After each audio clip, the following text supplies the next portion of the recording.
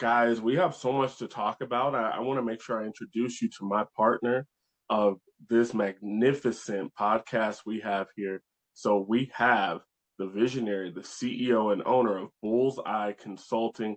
When we're talking about building one of the most important asset classes that exists or has ever existed in human history, that is a cash flowing business. Finding someone that can help you extract the intrinsic value of that business, how to set up SOPs, how to communicate better with your employees, partnerships, funding, the whole shebang. There is nobody better on the planet than my brother, Jesse Bullitt. What's Absolutely. up? What's up?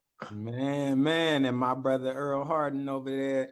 So once the business has been built to a space where it actually is profitable and cash flowing, excuse me, Uncle Sam is going to have something to say about that. And that's not generally a conversation that you want to hear on the back end, as opposed to strategizing to avoid it up front. And that's where my man's come in with taking the very complex U.S. tax code and breaking it down into digestible chunks to then be leveraged for wealth building, because leverage in taxes is certainly a vehicle towards financial security and generation of wealth. So as the founder, visionary, managing partner of Tax Erasers, and you see the TM on there, my man Earl Harden. Oh, I appreciate you, my guy. Look, guys, as you can tell just from our intro, we're going to talk about some real actionable stuff here. So I want to make sure I give you a disclaimer, and it goes a little something like this. All the information you're getting today from the Asset Class podcast is to be used for educational and entertainment purposes. We highly, highly encourage you to work with licensed professionals, bonded in nature if need be, with a long track record of success. The other thing that we implore you to do is to do your own research, because as you learn more, each one, reach one, teach one, because that's how we learn and grow as a community. Look, Jesse, Absolutely. I know Yeah, you man. got that heat, brother. What's going on in your mind? Nah, it's just another grind in this, another week of the grind. What's going on your side? Man, so much. I just began schooling to get my SEPA. So that's gonna be exciting. You know, that Which is is, a certified exit planning advisor. So and why does helping that matter? because just like in retirement planning, we have a growth phase, then we have pre-retirement, and then we have actual retirement. We have the same phase for a business.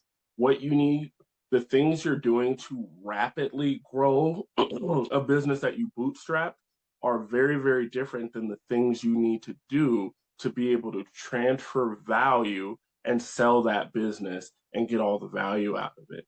So I'm really, really excited to get better at that.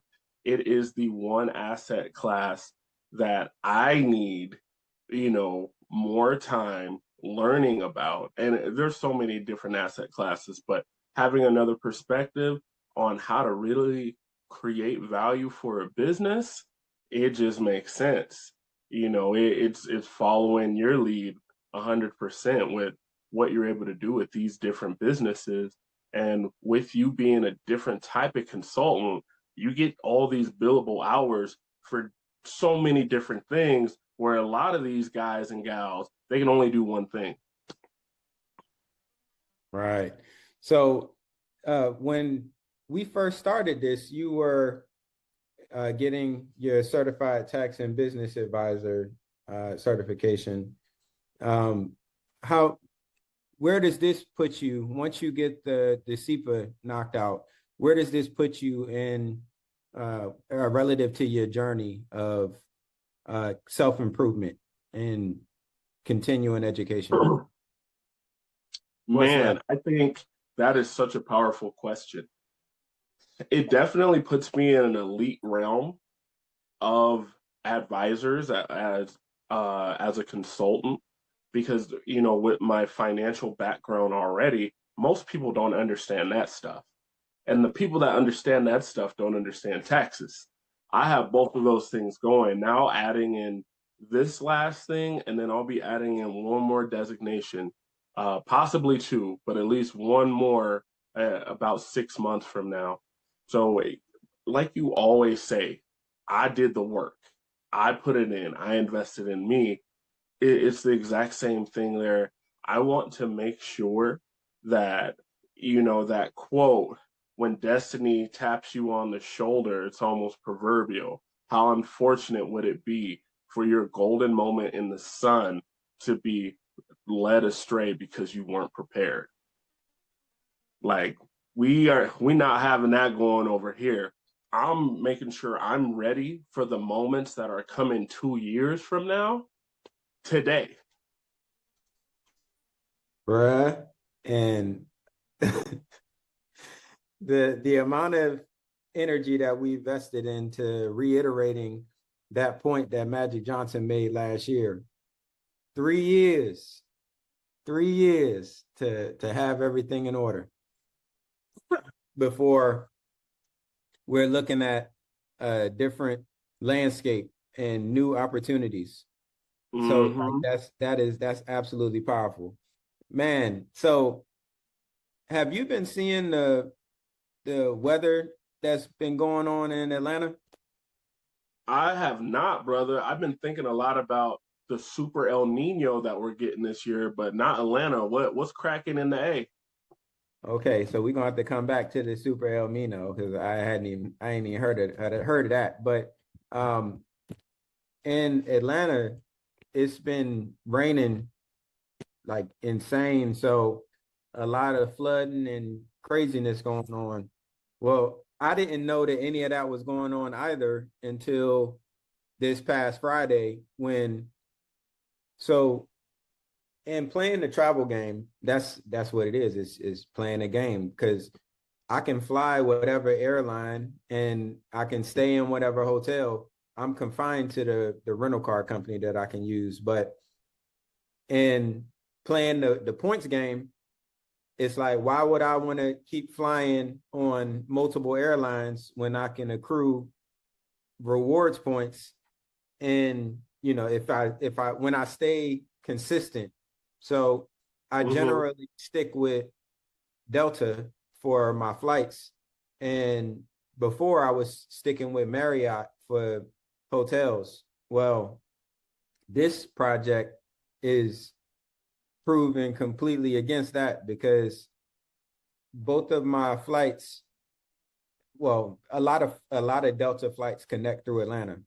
Mm-hmm. So in that, when Atlanta is shut down for whatever reason, or when it's on pause, it just shuts down everything. So flying out of Raleigh last week, I was delayed multiple times and finally made it into Atlanta after my connecting flight to Denver had already taken off.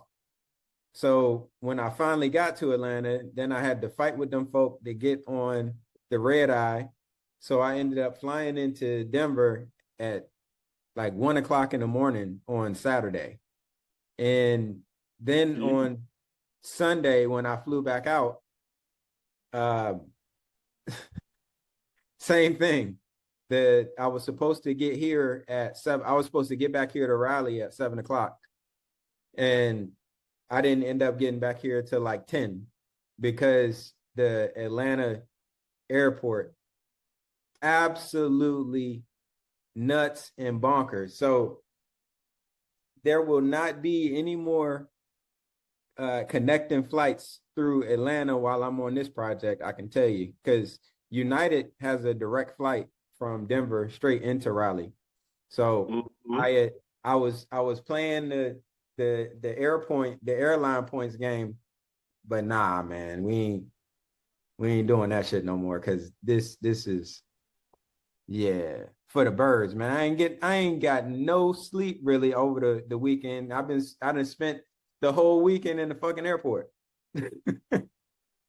Nah, dog, I have felt that pain many a time too, and it's crazy that you got to learn some little backdoor stuff because, as we talked about, I fly to North Carolina a lot.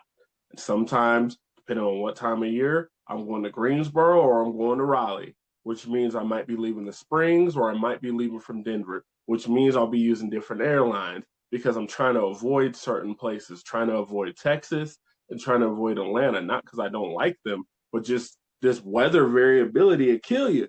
It's bananas. So it's kind of funny sometimes where I've had to fly from Denver to Louisiana to North Carolina because it was the most feasible way to go with my colleagues and compatriots stuck, in either Texas or Atlanta. It's funny. And it kind of makes me think about, so that super El Nino, that is a wild phenomenon that I am actually very nervous about. So El Nino, is the weather, the meteorological process where warm waters that are going east hit the shores of South America. So it hits like the western shore of South America. And then the trade winds that are coming across and going west, it'll carry the warmth of that water all the way over to us here in North America, and it also goes to Europe because, as we know, the Earth is a sphere. So it's rocking all the way around, and then we have trade winds going each different direction.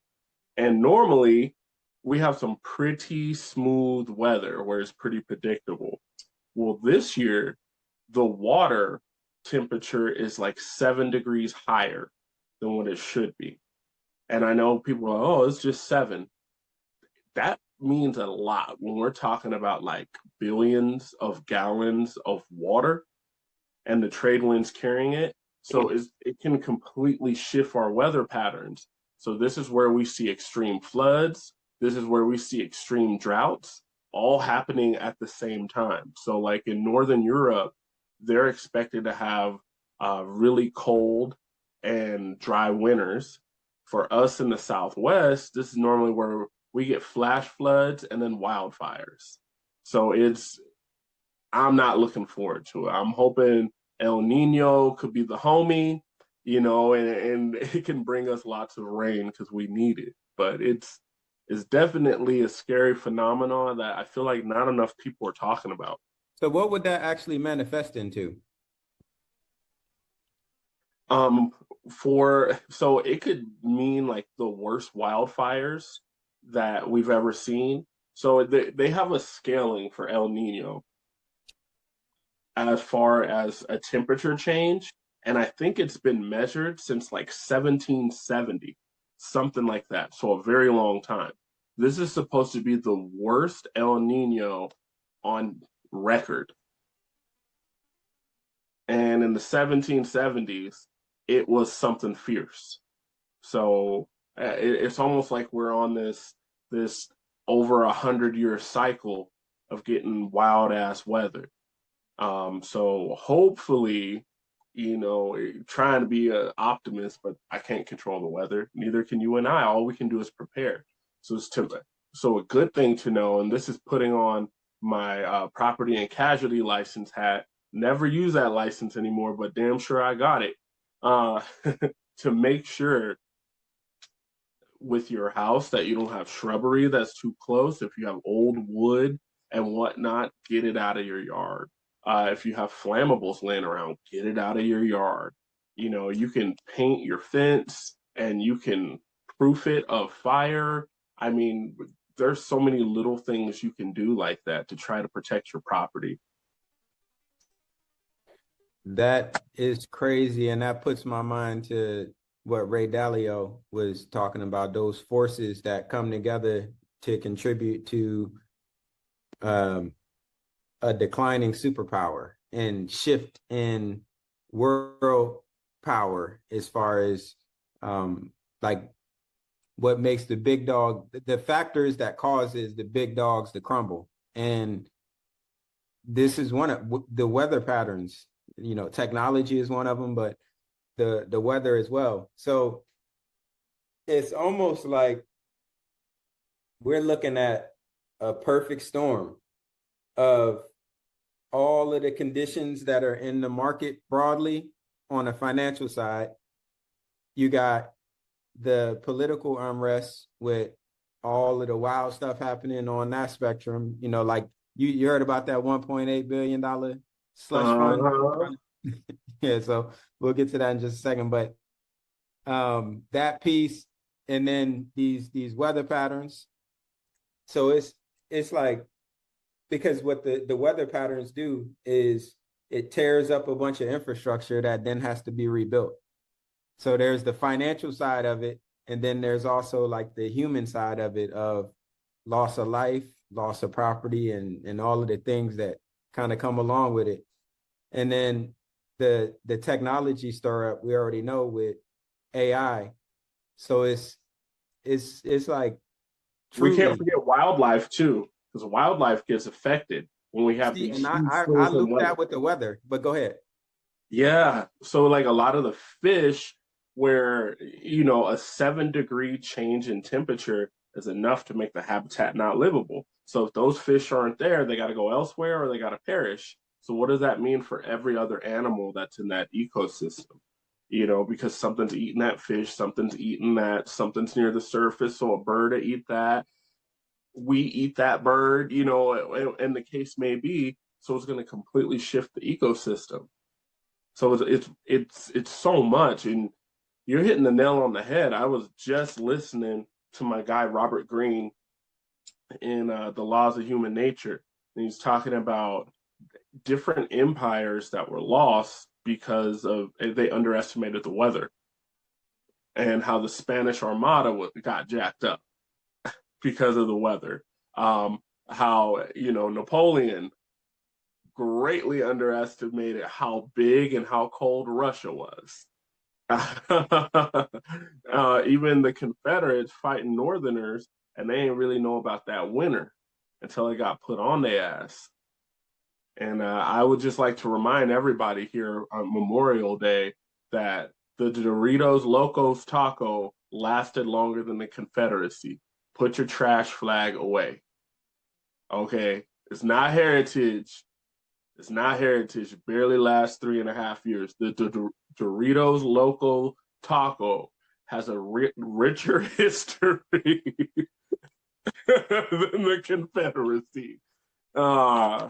Oh man, it ain't even beat the McRib.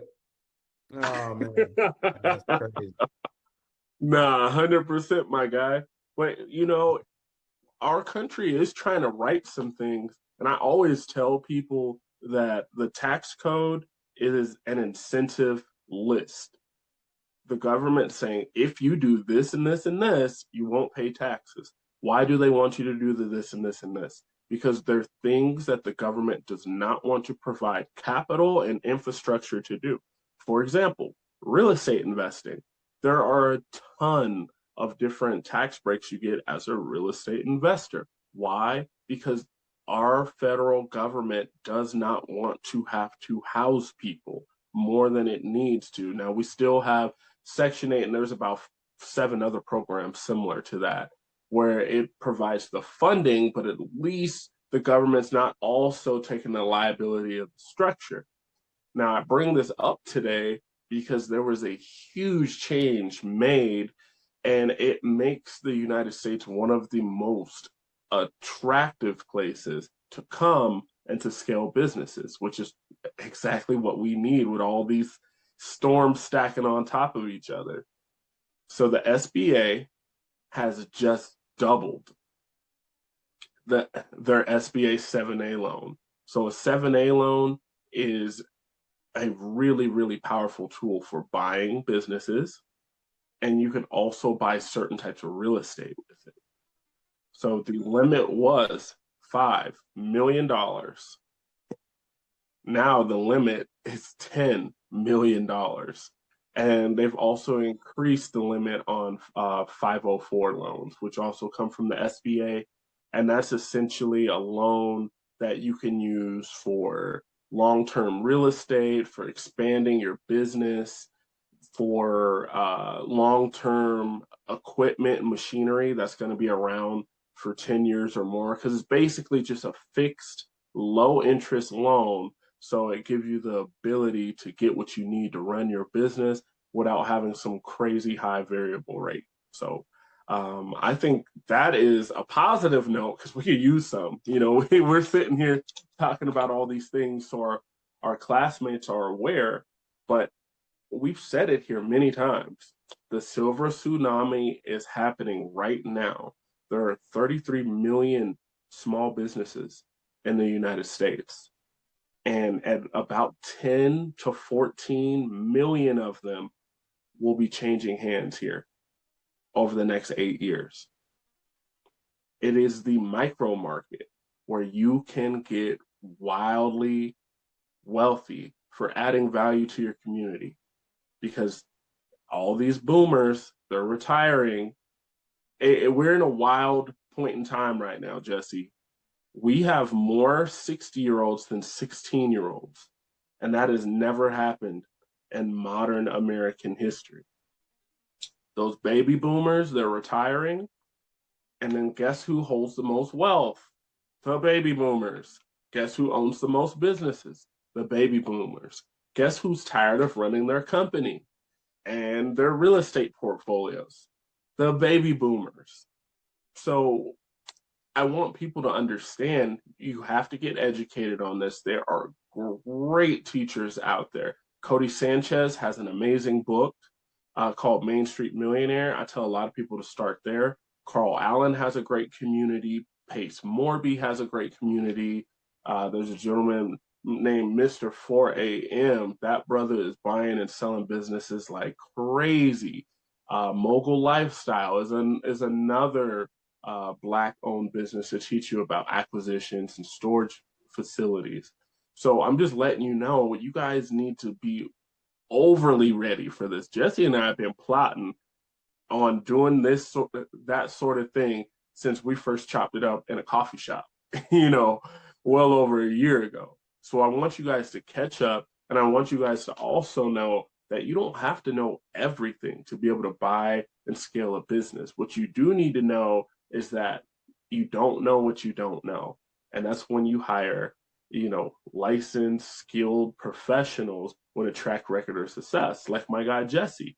You buy a business, who better to come in and help you evaluate what's working, what's not working, and look for different opportunities to be able to scale it.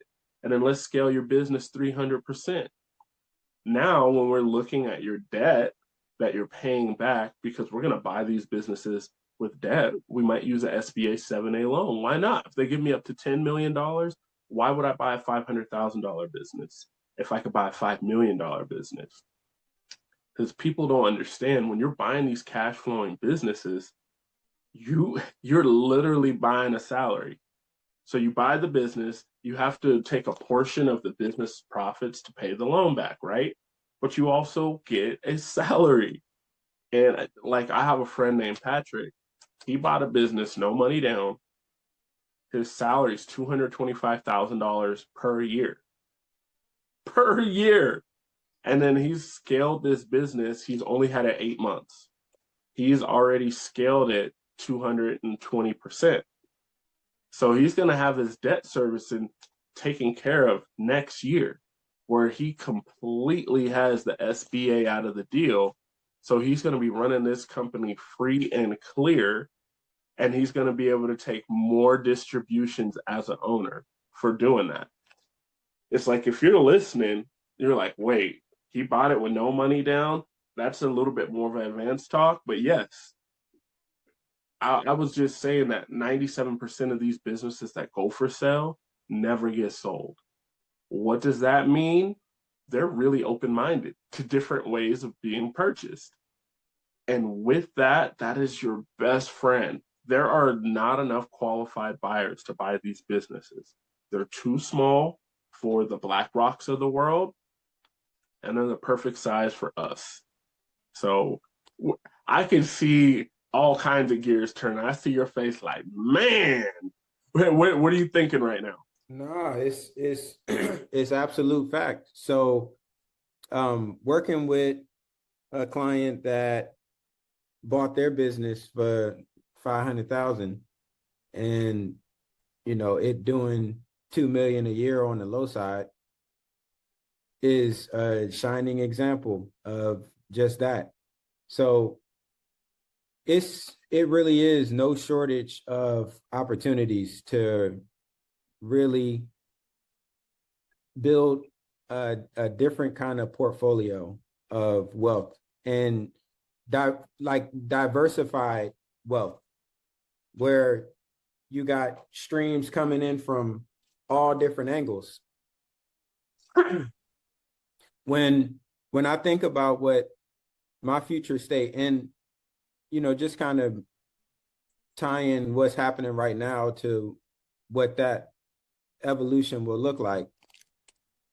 This contract that I'm on right now, a big piece of the strategy was or is the fact that all of the revenue that I generate or all of the work that I put in for this company, they are paying my consulting firm, which is showing growth on my financial reports, on my profit and loss and balance sheet, so that I become more bankable.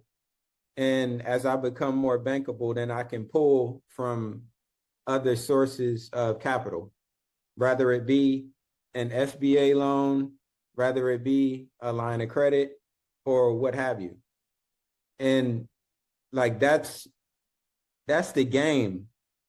So as the creditworthiness and bankability of my business brand increases, I will be able to leverage that equity towards purchasing other businesses. And that's exactly, well, it'll be other businesses and commercial real estate because, those things kind of work in tandem with each other. So it truly is planning for war in a time of peace. And to be able to see it happen, like I see how this game is played every single day in different capacities. Because again, a $500,000 investment to yield a $2 million annual return with just no limitations for growth is, like I'm it's just another shining example because with every single one of the clients that I work with, because I choose the kind of industries that I operate in primarily. And these industries are not going anywhere, even with AI. Now, the way that they get what they do done is going to evolve, but what they do is not going away. So again, talking about living in this golden age of too many businesses, not enough qualified buyers. It's exciting for folks like you and I, and it is an open call to action for everybody because anybody and everybody can invest into themselves to the degree where they're able to make these types of investments into true generational wealth. Just understanding the game and doing your part. So in that, one of the things that I've seen with multiple clients of mine when it comes to accounts receivables and accounts payables. So when one of the primary things that I see is a lot of businesses will have all of their revenue grouped together in on one line on their profit and loss statement, on one income line on their profit and loss. So, for example, when it comes to, let's say that we got a trying to think of a HVAC contractor.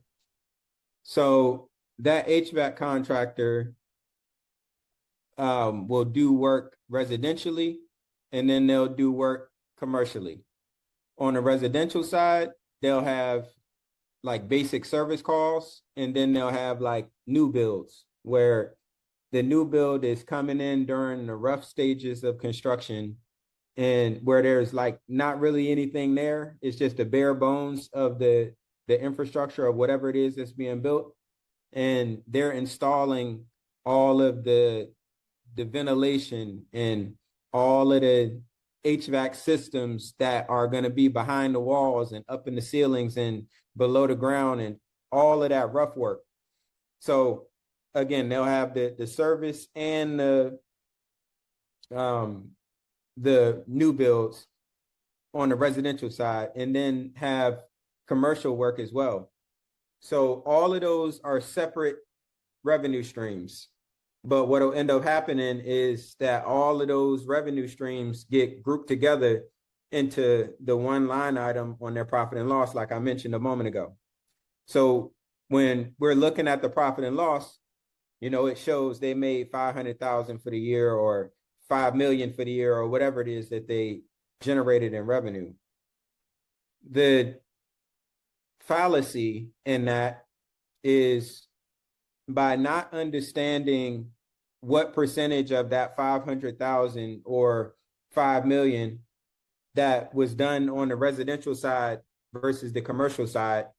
Within residential, what percentage of that was done between service call work versus new build work, or on the commercial side, you know, the split out on that side as well, because there's service and new builds on the commercial side as well.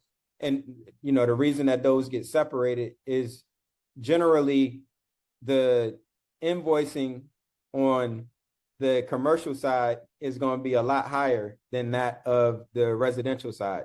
But when all of that is just grouped together, it creates a couple of different challenges. For one, not being able to assess the profitability of any of the said streams.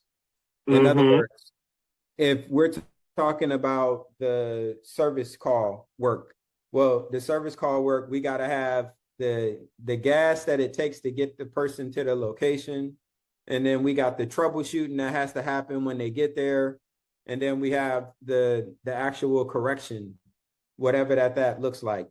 So there's all of these different things that have to happen in order for the service side of the business to be delivered to the customer. And depending on how well that those jobs are planned is going to directly impact how profitable that they are to the business owner. Whereas on the new build side of things, it's some of the same challenges, but it's a little bit different. So without having a separation of those revenue streams, when it's all just kind of grouped together, we can't like target and say, you know what, on our residential service call side, we actually need to raise our billable rate by this amount based on the amount of time that it takes our guys to get jobs done, or the increases in materials for that scale of work. Because on a commercial side, you know, you may be purchasing more materials in bulk up front, which reduces the price. Whereas on the service side, you know, you got a bunch of smaller purchases being happened on the residential service call side. You got a bunch of small purchases being made. So a bunch of small purchases being made versus a few big purchases being made has a huge impact on the negotiating leverage that a company has with their vendor.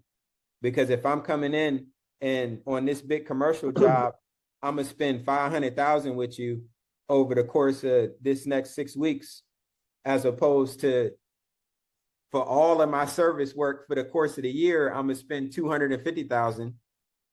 You know, it's not a comparison really. Like it's, you got a lot more leverage, obviously, when you coming in and you getting ready to spend 500,000 in a short period of time, which contractors do all the time. So like all of that correlation, it ties into the importance of having those revenue streams split out. Now, I said all of that, like I didn't even say any of that to make my primary point. That was just to establish the foundation of what my primary point is, which is in order to actually separate out that revenue by stream. So in QuickBooks, for example, because a lot of small business owners use QuickBooks, but then they also use a field service management platform, whether it be Jobber or Housecall Pro or ServiceTitan or, all of these different systems that tracks all of the work and the payments that they've received from their customers via the invoices that have been sent out. So that field service management platform and QuickBooks are two different systems, but you can integrate them together. So when those systems get integrated together, whenever that an invoice is generated within the field service management system, when that system is integrated into QuickBooks, it's going to automatically send that invoice into QuickBooks. So now QuickBooks is going to be showing that there is an invoice that's due. Well, when the customer that has received, whatever service that they've been invoiced for, let's say that they decide to make that payment via a written check. So the contractor can then go into their system, whether it be Jobber, Housecall Pro, ServiceTitan, or what have you, and record the payment as being received. That information is then going to be communicated into QuickBooks as well, and it's going to be associated with the open invoice. So now in QuickBooks, it's going to show that there was an open invoice and that they've received a payment. But that still doesn't close the loop because that written check, until it gets deposited into the bank, the company hasn't collected that revenue. Mm-hmm. So once they go to actually make the deposit into the bank account, now there's a deposit that has to be linked up with the recorded payment. And then that basically reconciles that invoiced transaction. Before I continue, does that make sense? Yes. All right. Yes, 100%. So what ends up happening with a whole bunch of business owners that I see is the recorded payment that was made will end up not being connected to the invoice. And then the deposit won't be connected to the payment either. So now you got, let's say that you got an invoice for $100. Mm-hmm. And then you record the payment because that $100 invoice was paid with a check. So as soon as the business received their check for $100 to pay for their services, they go into their system and record the payment as being received. So now QuickBooks is showing that there's an open invoice for $100. There's a payment that was recorded for $100. Now, when that payment doesn't get matched with the invoice, then that payment is showing as income for the business. but it's not associated with the invoice. So the invoice is still showing as overdue by $100 because that recorded payment was never connected to it. But then when the deposit actually hits the bank account, now you got another $100 transaction showing. So when all of that is not reconciled, what ends up resulting from that is you got an invoice that's showing that's overdue, and then you got a payment of $100 that was received and a deposit for $100 that was received. So it's showing $200 worth of revenue and an overdue invoice because those three transactions have not been reconciled. So, and that's just for one transaction. So when you think about the amount of invoices that go out throughout the course of a measured period of time, let's say over the course of a quarter or a year or multiple years, you can have multiple invoices that are showing overdue because the payments and the deposits were never reconciled against that invoice. So now the accounts receivables report is showing a ridiculous amount just because those reconciliations haven't happened. Does that make sense? It does. So no, it makes so much sense. And you've talked about, GAAP, general accounting principles many times on this podcast. And it's great that you're giving us something that's real and actionable, where it's like, wow, if I don't have my bookkeeping on point, the effectiveness of my campaigns is unknown. My marketing, I don't know if there's a hole in my funnel. I don't know if I should put more money into this campaign for these services versus this. I mean, it's so much information missing. It makes it really hard for a business owner to have discernment and make smart number-based calculations and decisions to grow their business. So I really appreciate you for breaking it down that way. It makes so much sense to me. And, with my very limited time in accounting, besides in college, I had to take my accounting class twice because I definitely, I wanted to take the information, I wanted to apply it. I didn't want to keep going through theory of accounting. I'm like, okay, cool. This is how it works. Cool. I know how to balance things. Cool. How can I use this to grow a business? Like, that's where my mind went immediately. And that's exactly why I'm not an accountant or a bookkeeper. And I just lean on the professionalism of those in my organization that are. Wow. That's really powerful, brother. And we've talked many times, and I've talked to many of your clients about the different way that you do your bookkeeping and how a lot of times that's your in with businesses. You start talking to them, you start explaining this, and then it just starts clicking. And then once you start doing the bookkeeping, you're like, did you know that with this information, if we change this by 5% and this and this and this, you could potentially grow your business by a factor of 2 this year and a factor of 10 in 3 years. What? So it is really, really exciting to see this and to see you doing it at the highest level, because the other business coaches, consultants that I talk to on the regular that I have in my inbox, oh, hey, I heard you do this and this and this. Maybe we could share clients. Sure, I talk to them, and they do not have this level of understanding when it comes to bookkeeping, accounting, SOPs, so many different things. I'm just like, wait. So you guys are charging people like $200 per month, and you're just getting them like a Wix website because they don't have a website. Yep. And then you're running like a Facebook campaign. Yeah. Yep. And just doing that, they start seeing instant profitability. And then we start, consulting for equity from that point on, because they're a business that can't really afford the fee for the consulting. So I end up taking 15% of their company as equity. And then we just scale it.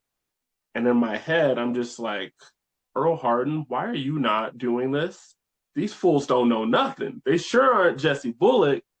I'm like, oh my goodness, there's so much value out there waiting to be captured.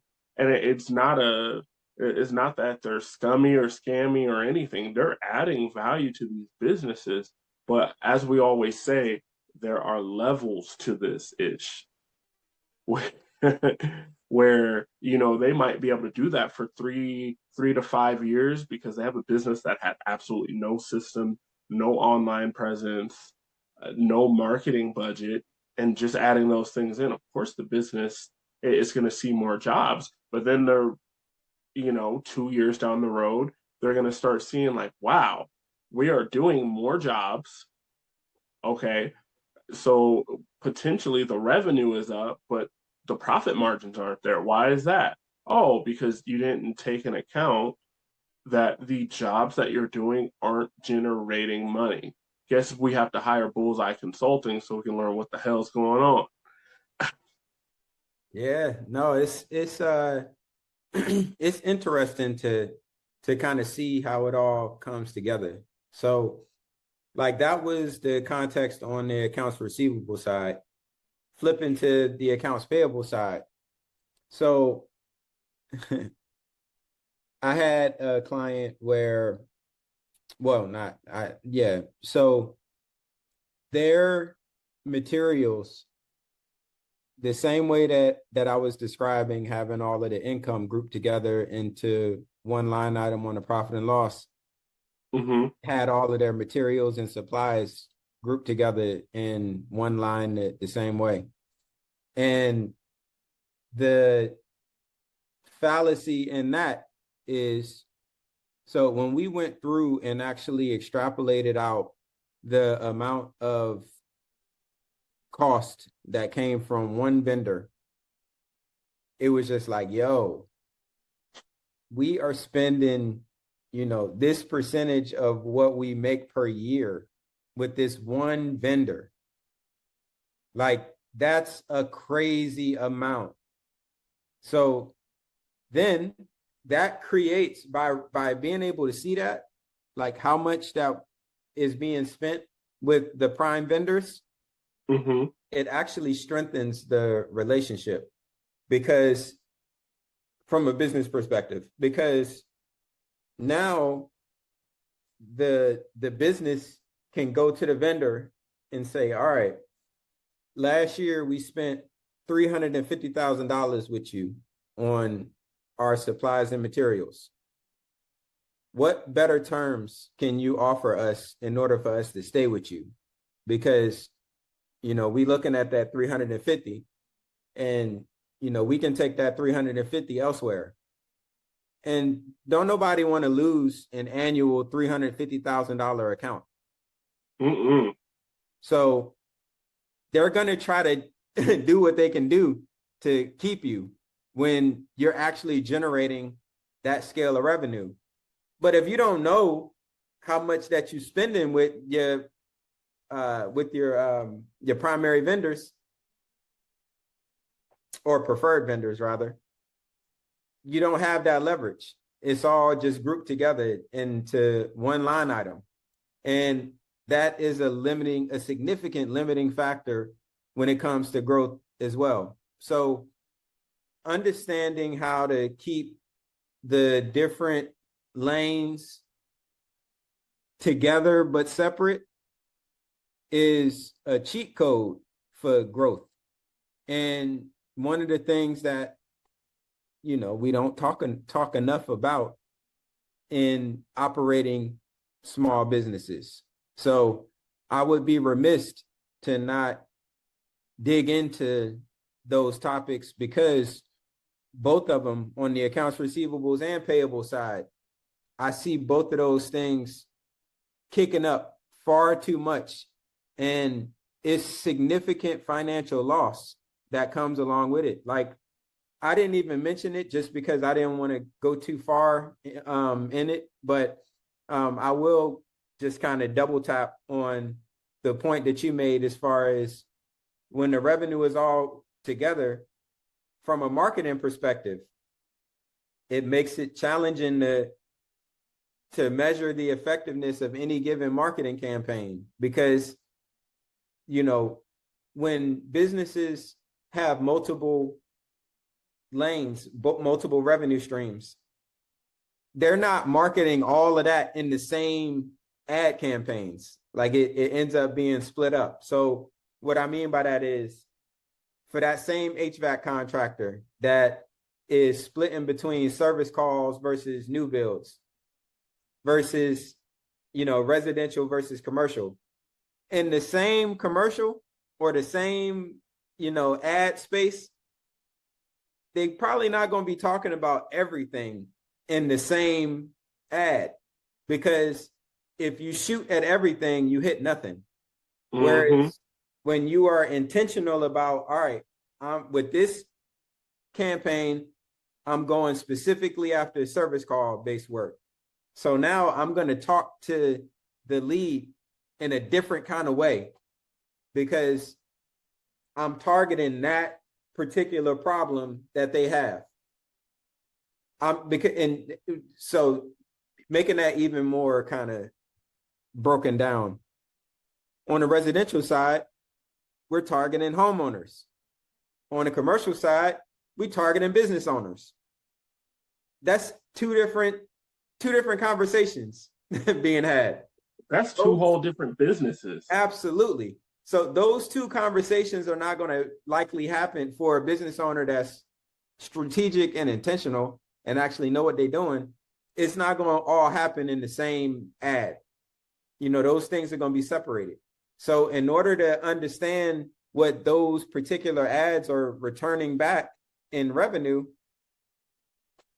if all of it is grouped together as income, is no fucking way to measure the effectiveness of the ad campaigns and all of that at large. So yeah, it's these little tips of the trade that gets businesses to the space where they are primed and ready to have the conversation with you, Earl, on how to actually maximize their tax exposure and truly build generational wealth.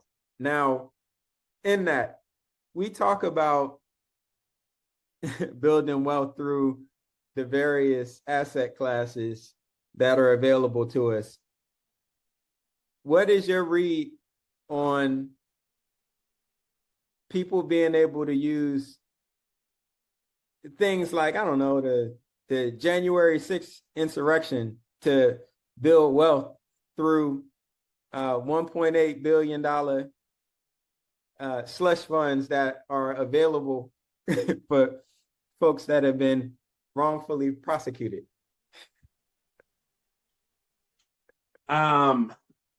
It is hard to even speak in a logical manner about something so illegitimate and so illogical.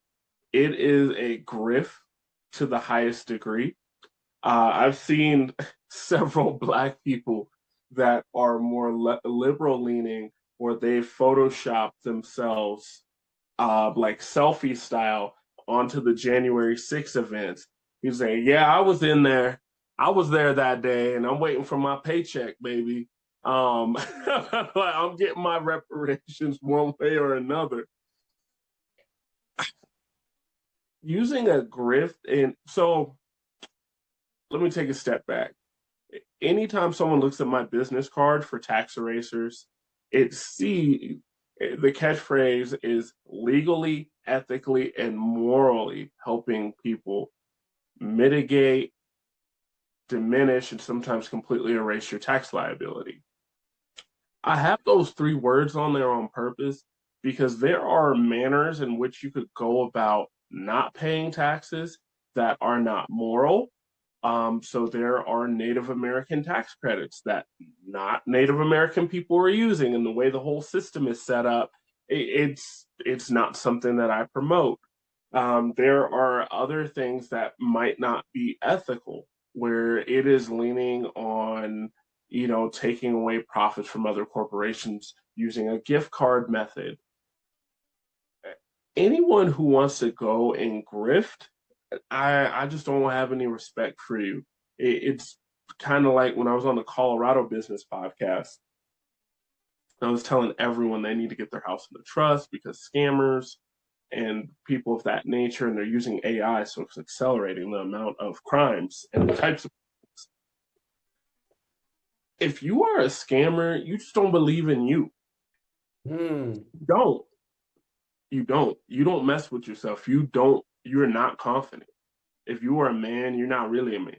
You're still a boy in a man's body. If you think you have to grift, if you have to steal, if you have to mislead, you have to sway somebody in a non-ethical way to have profitability, it means you're not that dope, which means you need to get off your ass and work, which means you need to invest in self, which means you probably need to change your environment, because the law of association says, show me your 5 friends and I'll show you your future, your destiny, and who you are today.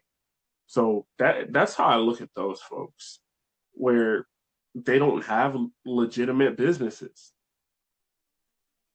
If you can't run a real business, you can't run a real business. Okay.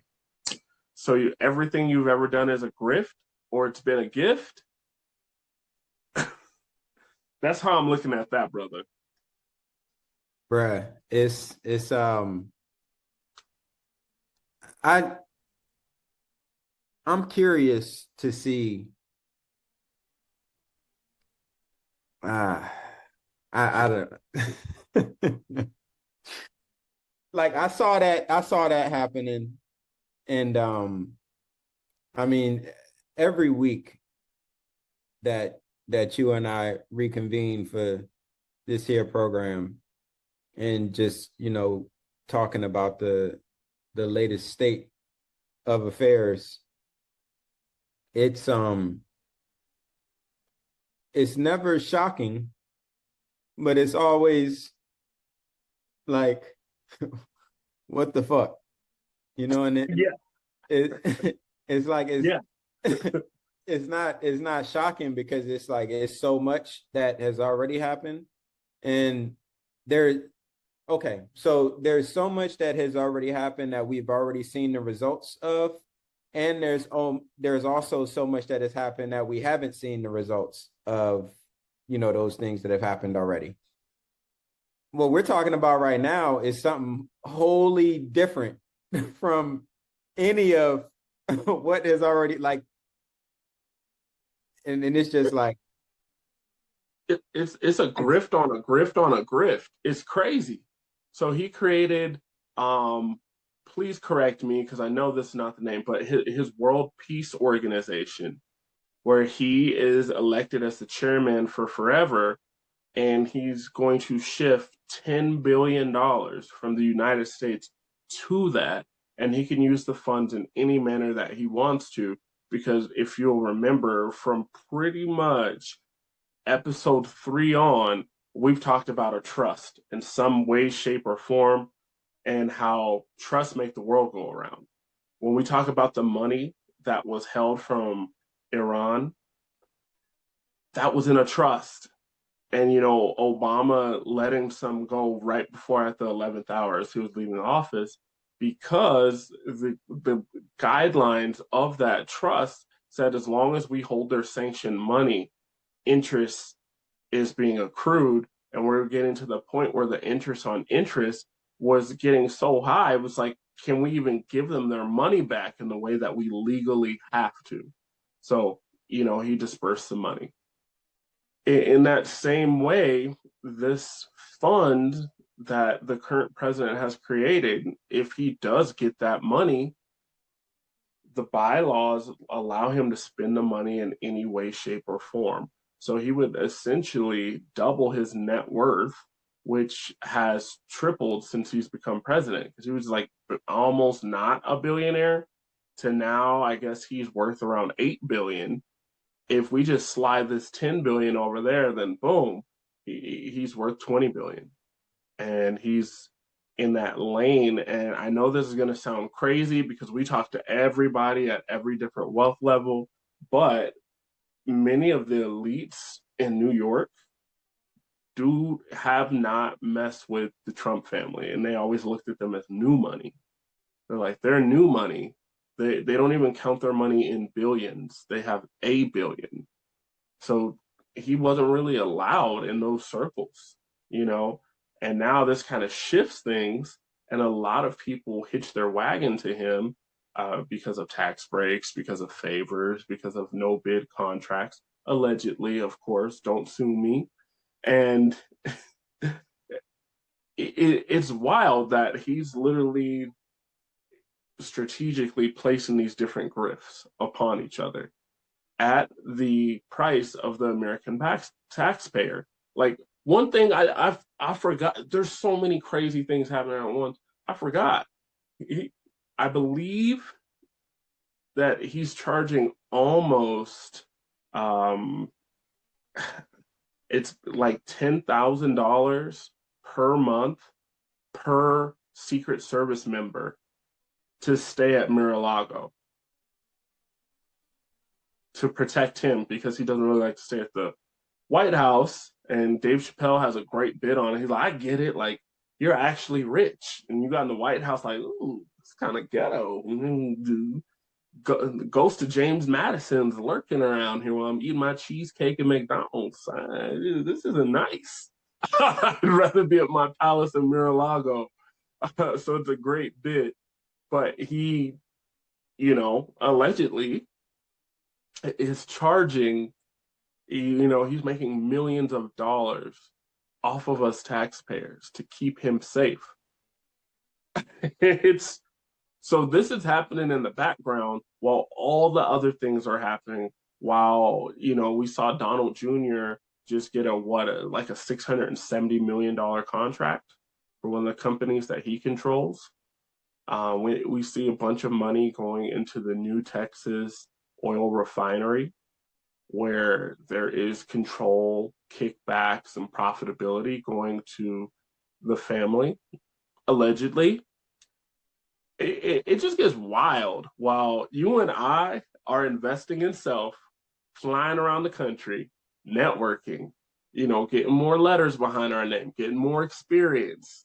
Some people are just like, hey, what if we just did this scam today?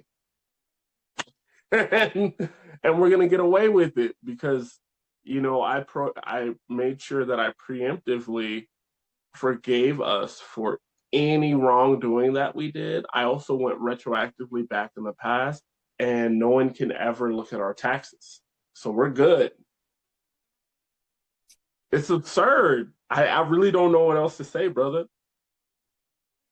Yeah, no, it absolutely is. So while those types of grifts are happening like violently in front of our faces, not actually violently, but it does feel like a certain level of violence is being inflicted on the American population, in the sense of, like, really get down or lay down. We don't care how you feel. I mean, the president actually said that, like, when he was asked if he thinks about the average American's financial situation when making decisions relative to this war with Iran. So, yep, I don't care. All I care about is them not having a nuclear weapon. Now, granted,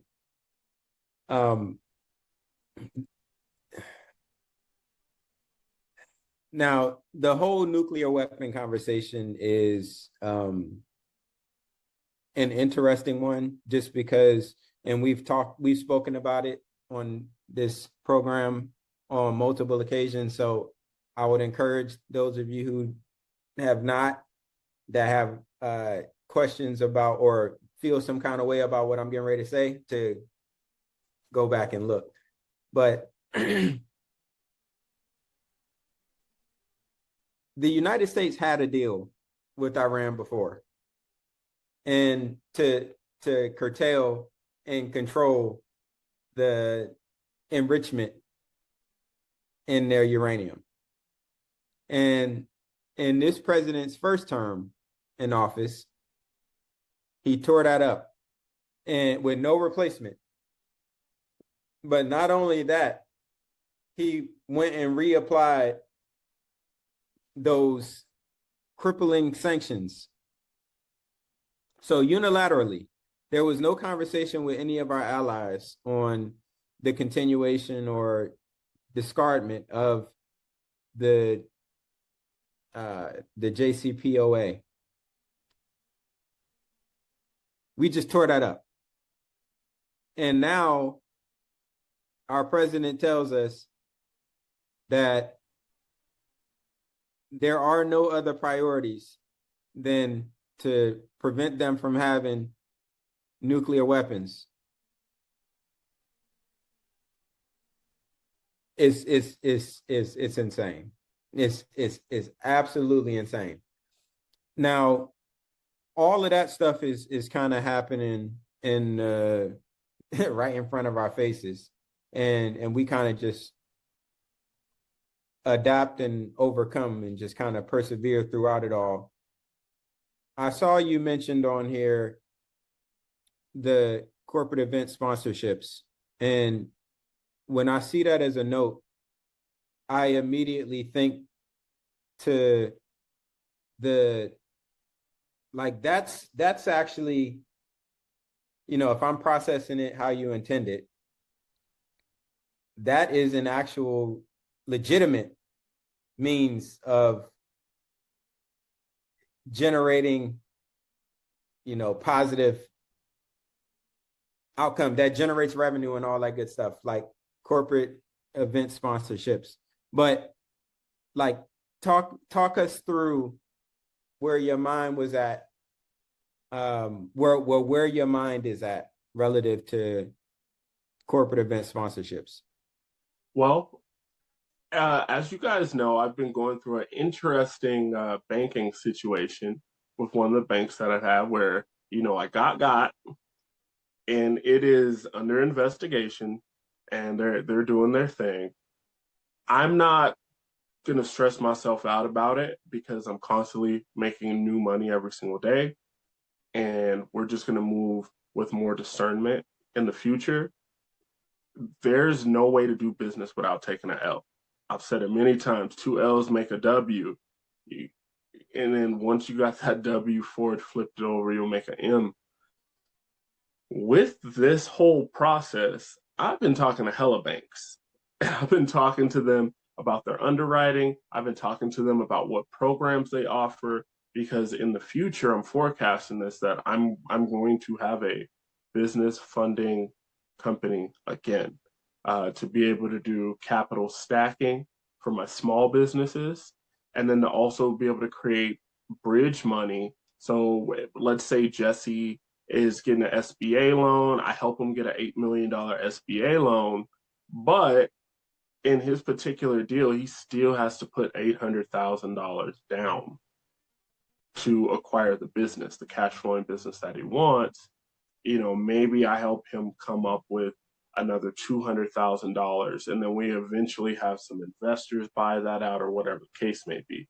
So forecasting that out in the future. I have my first bank that is looking to run money into events that I'm doing here. So we did our trial run with Brian, you know him, CB the Creative, where we brought this banking institution, and every person that showed up there got $300 to open a new account. You scan the QR code, $300. And it's going to be a relationship that I play with more in the future. I've learned very quickly from one of my mentorships, a lot of these banks, large corporate entities, they're sitting on billions of dollars that they have to spend in this lane for community engagement, for supporting small businesses, for supporting minority businesses, and I can go on and on and on and on. So I literally talked to them and said, hey, I have these different events. Do you guys sponsor events? He's like, absolutely. And right now, instead of buying, you know, wine or cheese or the food or whatever, we're just giving everybody $300. Said that. So until they have this campaign going until the 5th of next month. So we really only have another week. But man, it's going to further validate, my business with tax erasers. It helps validify the different events that Brian's doing. And then any client or potential clients that you want to have plug in, because I know you're already, you play chess just like I do. It's like, you're like, man, I have a really great product that's about $300. If I got said person there and I got $300, then they could start on said product and it's not even coming out of their wallet. Yep, I'm thinking the same thing.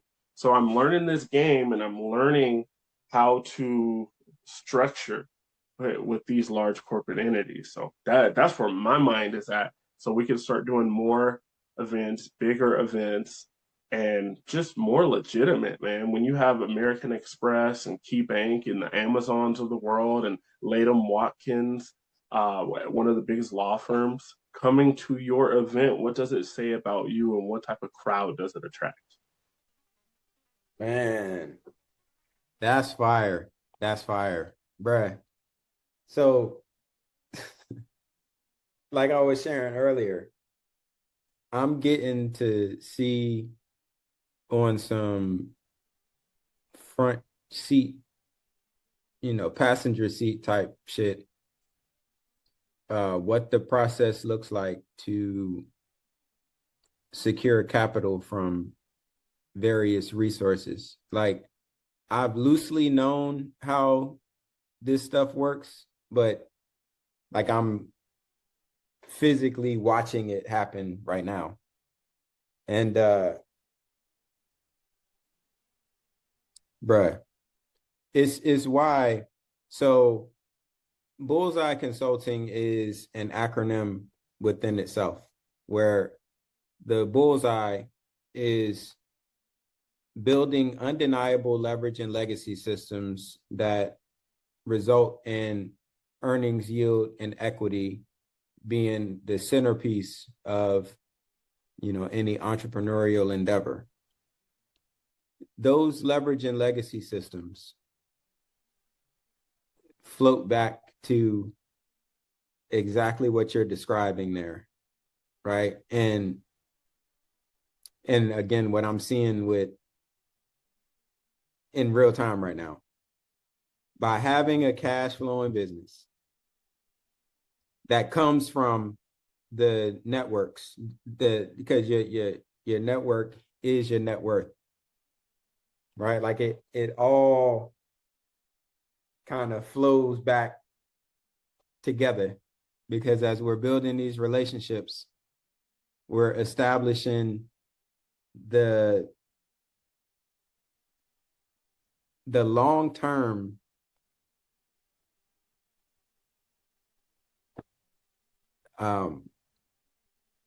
like connection and the growth potential that comes from it. It all ties back together, man. It all really does. And without us being intentional about building those relationships, showing up in those rooms, shaking those hands, but most importantly, actually having an asset behind the curtain that brings it all together. Mm-hmm. Bro, it's so powerful to see, I'm getting to see because my partnership with Anthony, he sits on the board of Urban Renewal. I brought him into the tax game. He went and got his CTBA also. Because initially reached out to me a couple of years ago, like, you should let me mentor you. And I'm like, I'm making some moves. We'll see. And then, we end up coming together and doing what we're doing. He's put me in the room with multiple 8-figure business owners. And we just had a meeting with a 9-figure business owner. So he exited on one of his companies for $300 million dollars a few years back. And what we are looking to do is to create capital for his fund, because he has all these different businesses and he has all these different investors. We're like, well, what if we could help them with their tax burden and we could free up a couple $100,000, a couple $1,000,000 here and there, and give them the opportunity to put money back into your fund. And he liked that idea a lot. So we're meeting with his CFO this week, and we're going to get into the minutia. I'm going to bring one of my tax attorneys so we can just get straight to it. One of the reasons why I brought it up, this gentleman's talking about one of his businesses, and he's like, we needed $15 million to be able to do this. And he's like, I got approved from one place, and then I went to another and said, hey, I'm already approved for 15 million at this rate, but I thought I would just go with you instead, because he has a play behind the play. Like he's gonna do some more things there. And it just made me smile, like, man, that's how you guys are moving. I love it. I love it. And I can't wait to be able to do and say the exact same thing. It was like, oh, yeah, I'm already approved here for about $12 million with these guys over here, but I would rather give you the business. So you guys are going to sponsor my nonprofit, right?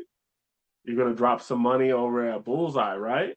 So, guys, I mean, this has been an awesome episode. I think Jesse cooked it. Like, you guys have no idea how much money you have to pay for someone to give you that information that he gave you on the front side and the back side. If you're actionable with what he taught you there, you could revolutionize your business like that. So it's not even a hidden thing. Like on the low side, because the firm that I was working for before, like I'm working with a firm now. I was working for a firm before. The firm that I worked for, their hourly rate went up to $525. This firm, I haven't seen anything above $365 yet. So, like that's the range that people are paying to understand how business actually works. But for me, this shit is not work. It is by and large an extension of just who I am as a human being.